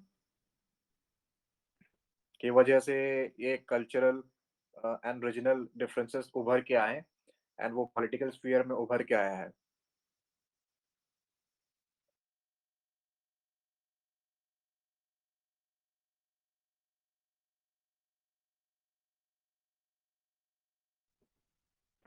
एक सेकेंड, इसके आगे एक क्वेश्चन है actually, I think that will also give some material for us, जो phenomena of ethnic politics 1947 to recent times, Susan ने लिखा है उसके ऊपर, वो भी एक बार देख लेते हैं, आई थिंक फिर काफी ज्यादा हो जाएगा उसमें। एंड एक और क्वेश्चन नीचे, relationship between ethnicity and democracy, तो I believe question number 10 is like mixture of all and lot many questions.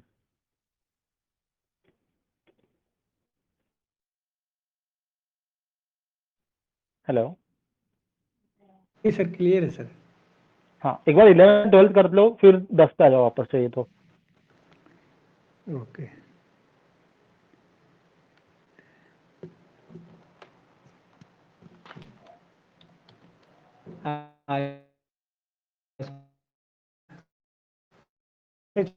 वो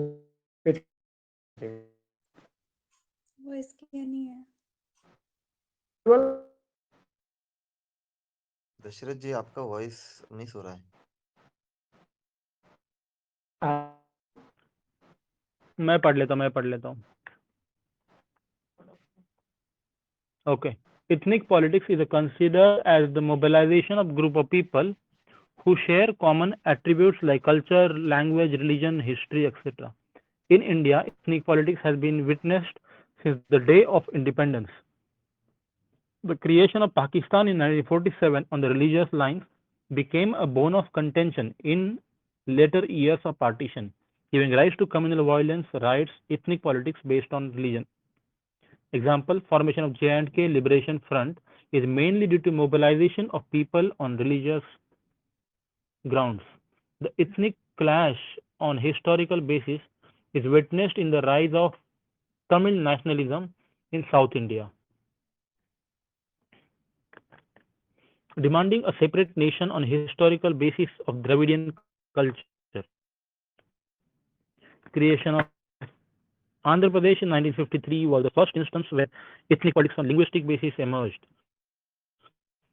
Ethnic movements in Northeast India on cultural and linguistic basics are seen even today. Ethnic politics changed its nature from 1947.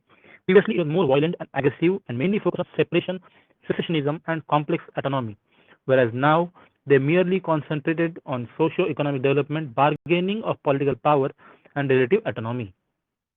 तो complex autonomy से relative autonomy, separation secession से socio-economic development. This phenomenon can be best expressed in case of Northeast India ethnicity movements. Northeast India has always been many problems due to ethnic movements disturbing peace and harmony in the region. The secessionist tendencies started even before the independence. Example, Naga movement. Some ethnic movements in the Northeast India demand a special declaration. Example, Manipur, while others are like to separate themselves from Indian state, Nagaland. अच्छा, Greater Nagalim वाला है ये. The Naga movement, considered as the most violent in Northeast India, it gave call for boycott of first general election and even killed chief minister. In present time also, they are in various factions like NSCN KP and NSCN IM. Assam has also faced many ethnic movements like Karbi Anglong, etc. According to Atul Kohli in his book Democracy and Development, India has dealt with ethnic movements efficiently, as witnessed in Mizo Accord, Assam Accord, Naga Accord, and recent Bodo Accord. The problem of ethnic movement can only be solved by ensuring cultural autonomy, Schedule 5 and Schedule 6, and socio-economic development, Special Status Category, Article 371. ठीक है.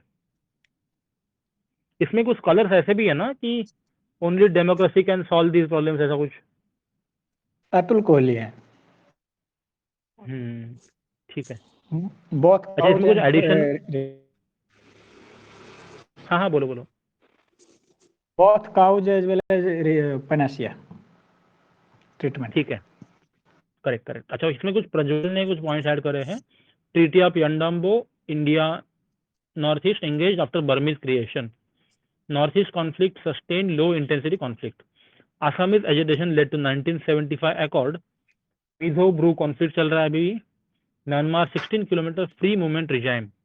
CAA and effects etcetera. Good answer. ठीक है. तो ये था ethnic politics in India. इसके examples देने थे 1947 से अभी तक. क्या क्या इसमें मिस हुआ है बता दो पॉइंट जल्दी जल्दी. चलो.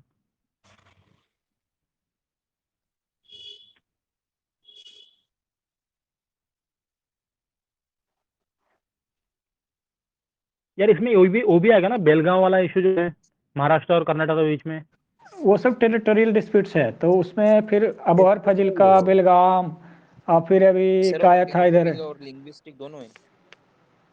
या फिर काचार है ना, मतलब ये मतलब ये लिंग्विस्टिक भी है, टेरिटोरियल भी है ना. हाँ उसमें आएगा सेंटर.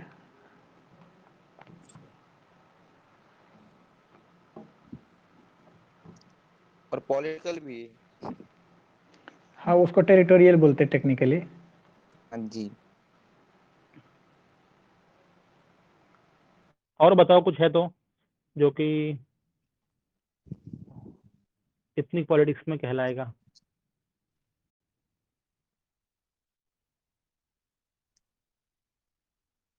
सर वो खलिस्तान का इशू आएगा क्या पे? बिल्कुल आएगा सर. एथनिक पॉलिटिक्स है वो, ethnic nationalism.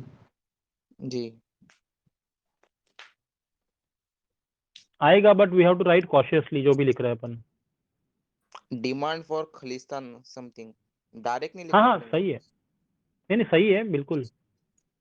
Fallback of minority appeasement, I think, ना?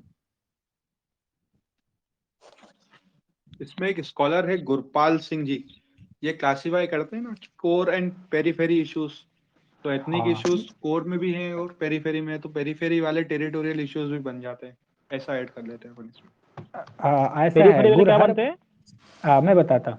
गुरहरपाल सिंह है, वो बोलते हैं कोर और पेरिफेरी इश्यू में, तो जो नॉर्थ ईस्टर्न में कश्मीर है सो फिर पेरिफेरल है, तो वो नेशनल इंटीग्रिटी के लिए थोड़ा सा वो हो जाता है, स्टेट उसको फोकस करता है। और जो कोर जैसे महाराष्ट्र का विदर्भा है, सौराष्ट्र है, ये सब पे स्टेट नहीं फोकस करता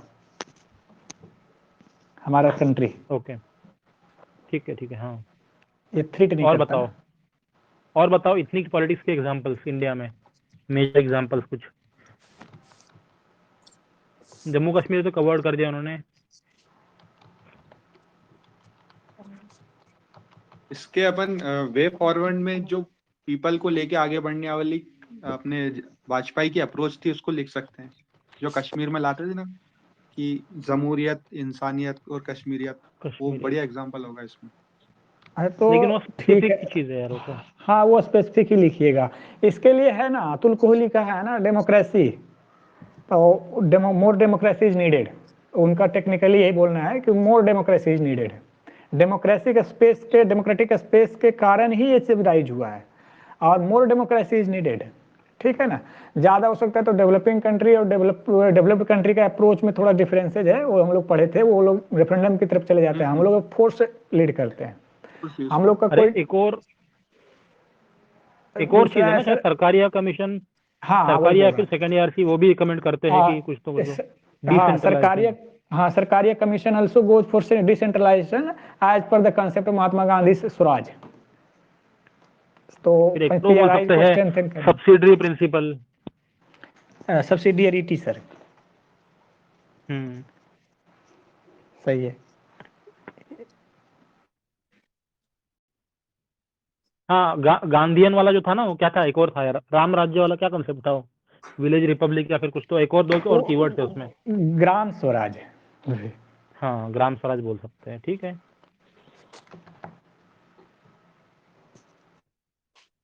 ठीक है।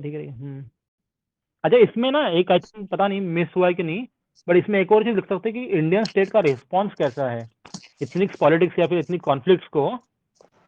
इंडियन स्टेट ने क्या क्या रिस्पॉन्ड लिया, पॉजिटिव स्टेप्स क्या लिए हैं, ऐसा कुछ। पहले तो थियोरेटिकल में ऐसे नोट्स में लिखा हुआ है कि कोई ओवरआर्किंग प्रिंसिपल नहीं है, लेकिन यदि टेरिटोरियल सोवरेंटी पे बात आती है तो एक्सेसिव फोर्स पे रिसोर्ट करता है, फोर्स को यूज करता ही करता है। फिर है कि हम लोग पॉलिटिकल नेगोशिएशन और आउट ऑफ बॉक्स के लिए हम लोग we are ready, but violence is not tolerated at all. ये 3 अप्रोच है लिखा हुआ। पहला तो यही है कि आगे कोई ओवरआर्किंग अप्रोच। नेक्स्ट क्वेश्चन चलेगा।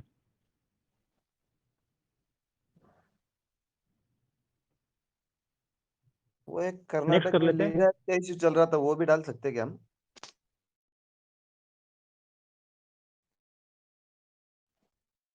यार एक चीज और बताइए, सेसेशनिस्ट मूवमेंट होना नॉर्थ ईस्ट में, can we write the influence of external powers, for example role of Pakistan in Jammu Kashmir and maybe role of China or Myanmar in northeast? हाँ sir, इस ये बिल्कुल थ्योरी है कि यदि कहीं भी insurgency there for last 10 or 20 years something like this, so it means it proves that there is external state supporting that insurgency. This has been established by study, but I am forgetting the year, 10 years or 20 years something like this. So it is also China plays the role and here Pakistan plays the role. If Bangladesh में BNP का party का सरकार रहता है तो ISI through Bangladesh can also be playing role with respect to Tripura. ठीक है, तो मतलब लिखना है बेसिकली, लिख सकते हैं अपन। Exactly sir. ठीक है नेक्स्ट क्वेश्चन चले।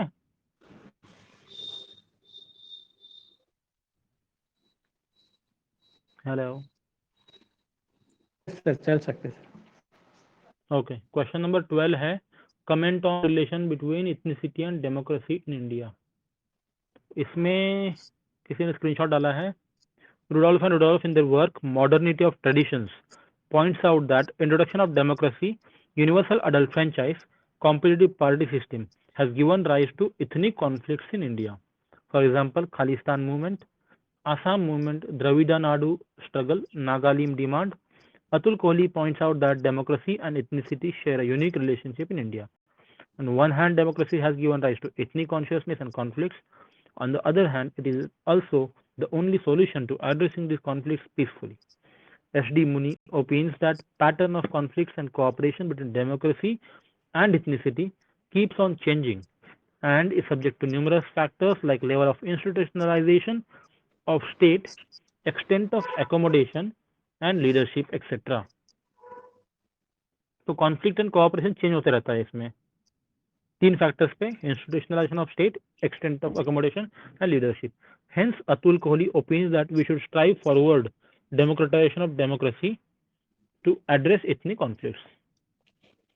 Modernity of tradition की scholars ठीक है, ज़्यादा कुछ कंटेंट नहीं है, बता दो तुम लोग को कुछ है तो। इसमें योगेंद्र यादव वाला डाल सकते हैं ना, डेमोक्रेटिक अपसर्ज एंड जो साइलेंट रिवॉल्यूशन वाला था वो, deepening of democracy Rajni Kothari वाला, फिर सीपी भामरी का बोलता है ना कि कम्युनलाइजेशन रिलीजन कास्ट वाला।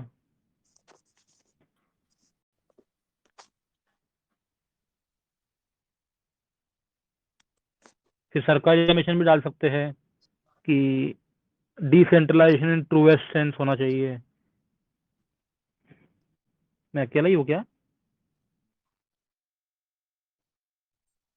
No, sir. जी जी सर। Yeah. Yeah. सरकारिया और बोल वाला दो जो पॉइंट इसमें। रिप्रेजेंटेशन की बात करते हैं वो भी इसमें लिख सकते हैं। हाँ, फिर आई थिंक इसमें ना Legislative- क्वेश्चन डेमोक्रेसी के बारे में है, तो मे भी कुछ थियरी भी डाल दी जाए डेमोक्रेसी की, या फिर इथनिसिटी के बारे में जो हॉरोविट्स का स्टेटमेंट नहीं है डेफिनेशन ऑफ इथनिसिटी, वो भी डाल दी जाए। इनवर्स यू And sir, एक और कि ethnicity has been in the backwater in the social science, but it has accused central position in recent time. Correct, अच्छा पॉइंट है। अच्छा, आई थिंक यार इसमें ना नेहरू जी का वो कोट नहीं है, if people are not ready for democracy, democracy can be brought at the door step of the democracy. मतलब इसको ऐसे ऐसे यूटिलाइज कर सकते हैं कि डेमोक्रेसी में लोगों को इन्वॉल्व करेंगे तो अपने आप ये थोड़ा सा कॉन्फ्लिक्ट कम हो जाएंगे अपने आप। पता नहीं लिख पाएंगे या ज्यादा हो रहा है?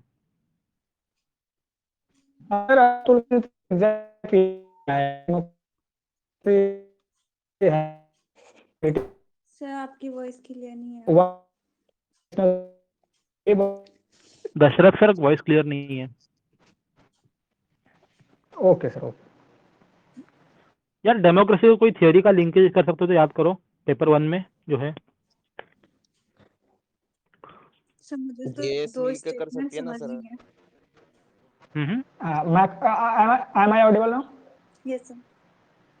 हाँ, एक्चुअली इसमें अतुल कोहली का तो एग्जैक्ट लिखा हुआ है रिलेशनशिप में, उनका स्टडी किया हुआ है, वहीं से एक क्वेश्चन ये राइज होता है कि उन्होंने लिख रखा है कि democratic space provided by the Indian democracy has led to the ethnic mobilisation और more democracy is needed to solve. और यदि थ्योरी देना चाहते हैं तो हम बोल सकते हैं कि nature of the democracy should be developmental democracy. जो मैकफर्सन का मॉडल है ना, एक एक्सट्रैक्टिव मॉडल, एक है डेवलपमेंटल मॉडल, उसको काउंटर करने के लिए तो हम लोग डेवलपमेंटल मॉडल दे सकते हैं, डेवलपमेंट डिफिसिट ब्रिज कर सकते हैं, सबको कंस्ट्रक्टिव पावर का कॉन्सेप्ट दे सकते हैं। फिर से वो आइडेंटिटी प्लस वाला कंसेप्ट योगेंद्र जी का, या आई थिंक उन्होंने कास्ट के रेस्पेक्ट में अपना थ्योरी दिया था, तो यदि यहाँ पर उनका नाम न लेते हुए सीधे आइडेंटिटी प्लस यूज कर ले तो चलेगा। ठीक है, ठीक।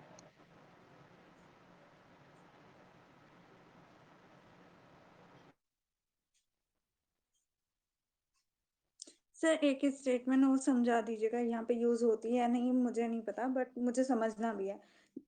व्यू है as the Munika ki the root cause of ethnic mobilization is erosion of ideology and lack of viable social and economic programs.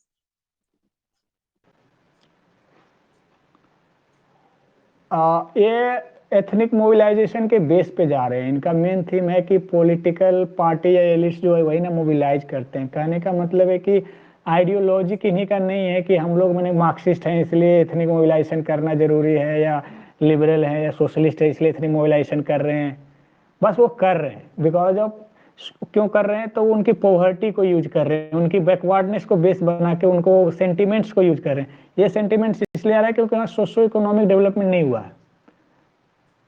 आप लेफ्ट विंग एक्सट्रीमिज्म का भी एग्जांपल इसमें एथनिसिज्म से अलग हट के ले सकते हैं कि उनका सोशो इकोनॉमिक डेवलपमेंट नहीं हुआ तो वेस्टेड इंटरेस्ट उसको बेनिफिट के तौर पर पॉलिटिकल मोबिलाइजेशन का एक बेस बना दिया।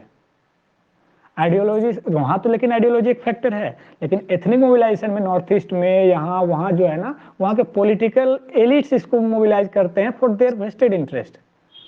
फैक्टर्स कहाँ से आ रहे हैं तो lack of socio economic development है, but not the ideological basis like Marxist etc, Maoist etc। Okay, sir. Got it. Thank you.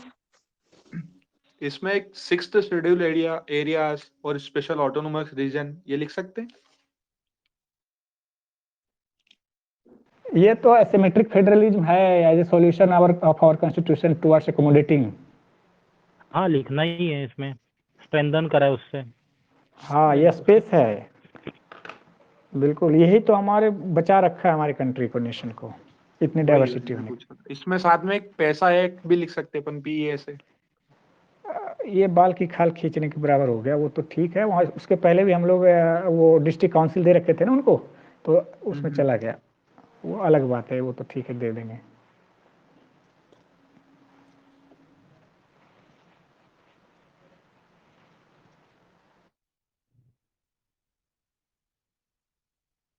ठीक है, आई गेस दो चार क्वेश्चन बचे हैं, उसके ऊपर किसी ने भी आंसर नहीं लिखा है।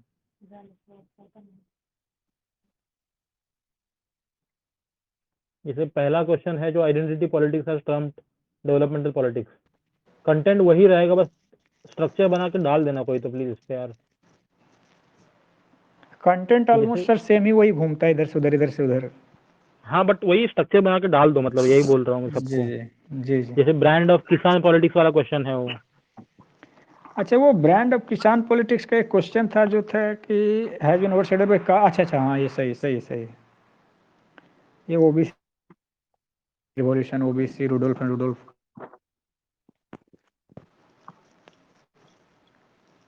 बुल्लॉक capitalist, intermediate caste, pursuit of Lakshmi, फिर new economic policy, double appeasement, Hindutva. हाँ फिर घुस गया।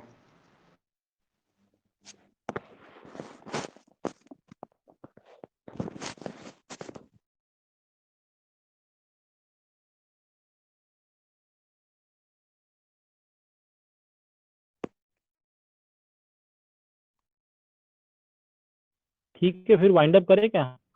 रिकॉर्डिंग स्टॉप कर लूँ मैं? I think yes sir.